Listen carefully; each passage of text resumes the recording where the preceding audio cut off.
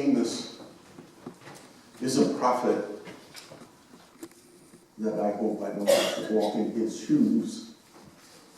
The message he had to deliver to Israel was not one of comfort and joy, but instead it was to try and wake them up, to shake them out of their lethargy so that they were not so complacent in their daily lives, in their faith practices. You see, Israel was very happy that it was the chosen people of God. We have our rituals, we have our annual festivals, we keep the law perfectly, we go to church, we go to this, we do that. But it was all form and no substance. The people of Israel were resting on their laurels, so to speak. They were not doing it because they felt it. They were not worshiping God out of a need for God. How often does our faith become complacent? How often do we become complicit in, yeah, it's Sunday morning, it's 10:30, yeah, I gotta get to church, I'll be there. What time is the soccer game afterwards? Or when's the yard sale we have to go to? What time is the brunch appointment? We're all guilty. All of us. And Amos is here to shake his people up. To say, God doesn't really care about how wonderful your worship services are. In fact, when you look at the Hebrew in which it's written that God doesn't want to hear their songs, God is actually talking about the book of Psalms, which was the song book of the early church. It was the song book of the temple. And God says, I don't want to hear that.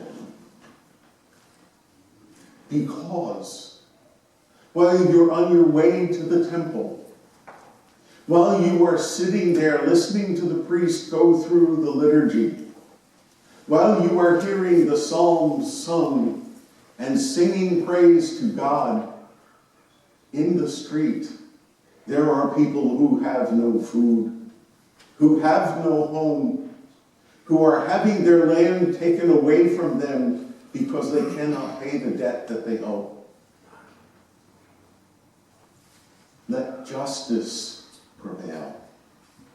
And until justice prevails, don't mock me with your songs. Don't bother me with all of this form of religion. Leave the temple. Leave my place of worship. And instead go do something. Make it happen.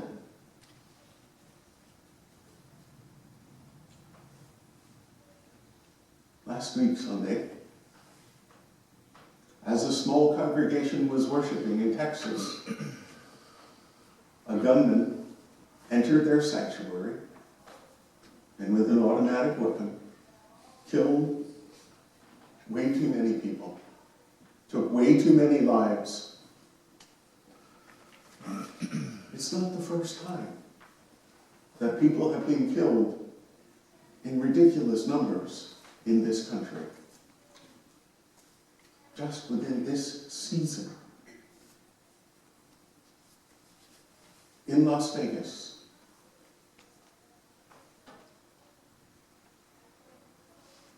Throughout this country, since Columbine High School, so many hundreds of people have been mowed down. And that's only the mass killings. That's only mass killings. The numbers who die by gun violence in our cities and streets, the numbers who die from domestic violence where the offender has access to a gun is atrocious. I remember when I was younger, and I don't remember the years, there were 7 people who died from contaminated Tylenol. And today, because of that, We have to punch through the top of the bottle, find a scissors, get a screwdriver, do whatever you have to open that bottle to make sure your Tylenol is safe.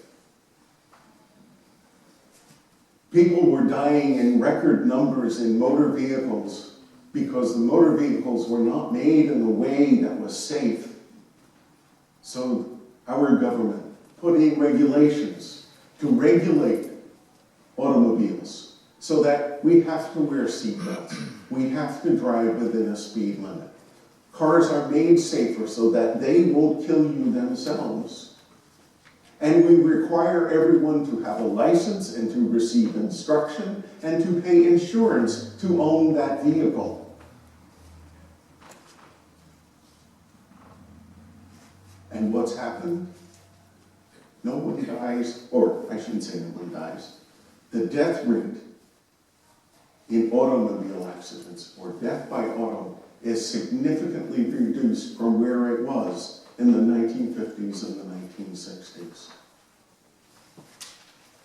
I read somewhere this week that more than 1 million people have died since the 1960s from gun violence. And nothing happens. Actually, I'm wrong. Something has happened. A certain organization, who I shall not name, has gained tremendous influence with its lobbying monies. And more guns are available to more people. There is now one gun for each person in the United States. What do I, as a civilian, need an automatic weapon for? On the streets of Rutherford, why would I have to carry an AR-15 or an AK-47 or any other form of automatic weapon? I understand a hunter may want the joy of going into the woods and hunting for deer or for some other food. A single-shot rifle or a shotgun, I'll grant you that. But an automatic weapon? Really? I can hear Amos when we start talking about guns and people talk about good guys with guns. Sorry, I don't buy that. Thoughts and prayers? Take them and put them someplace. They don't mean anything because we don't back it up with justice. We don't rise up with righteous indignation. I can hear God saying the same thing to us in the U.S. today as Amos was given the message to give to Israel. I despise your festivals. I don't despise the men who served in our armed forces, who fought in World Wars I and II, and in Korea and in Vietnam. But are we really standing up for justice now? Is their sacrifice for nothing? If we can't ourselves today storm the halls of our legislators and demand that they do something, and if they don't, to organize in order to make sure that when they are up for re-election, they don't return to office? Am I being political? You bet I am. Because the gospel calls for that. Because the Bible, Amos, calls for it. Let justice roll like water. Let righteousness reign. Let's get off our butts. Let's stop being complicit in the violence because when we do nothing, we are part of it. May God have mercy on us. After church, there will be a handout in the back that comes from every town for gun safety. 7 things you can do. 7 things you can do. You don't have to do all 7. But do something this week. Either make a donation to them, call your senators, call your congressman or woman, get on the phone, call your neighbors, look up the website, find out what's going on in our area, and let's ask that justice happen. Because otherwise the blood of all of these people that are killed in this country rests on our heads as much as on the head of the gunman. God calls us to do justice. Micah, do justice. Don't talk about it.